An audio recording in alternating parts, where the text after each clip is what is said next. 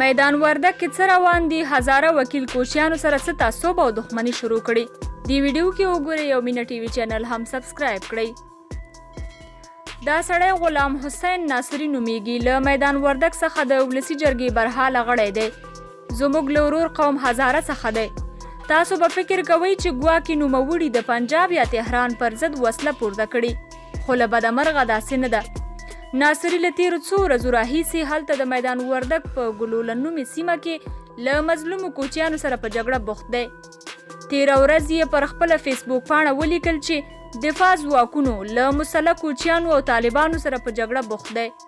په خبره یې چې تر دې مهاله یې ډیری کوچیان وژلي دي. حکومت باید لومړی د دغه ډول اشخاصو چې په لوی لاس قومي تفرقې ته لمن وهي مخه ونیسي او بیا یاده پیښه په دقیقه توګه وڅېړي. دا پیښه لومړی نه ده. تر دې مخکې هم هلته میشت هزاره زورواکي علیپور ورته پیښې ترسره کړي.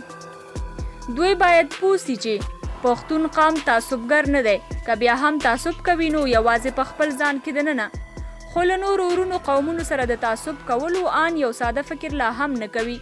ښه مثال یې په دې وروستیو کې هلته په ایران کې د غیر پښتنو یا هزاره ورونو سوځېدل و چې دا پیښه تر ټولو ډیره په پښتنو او پښتني سیمه کې وغندل شوه او پر ضد یې لاریونونه وسول.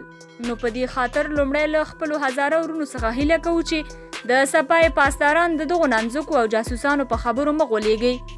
دوی که څه هم پر تاسو باندې ځانونه د مشرانو په نوم مسلط کړي، خو په اصل کې د پردیو په اشاره تاسو له خپلو ورونو قومونو سره په شر اچوي. د دوی مخه ونیسئ او اجازه مه ورکوئ چې ستاسو ورونو قومونو ترمنځ بیلتون راولي.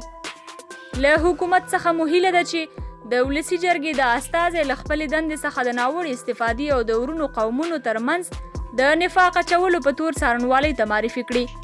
د وکیل دنده معلومه ده.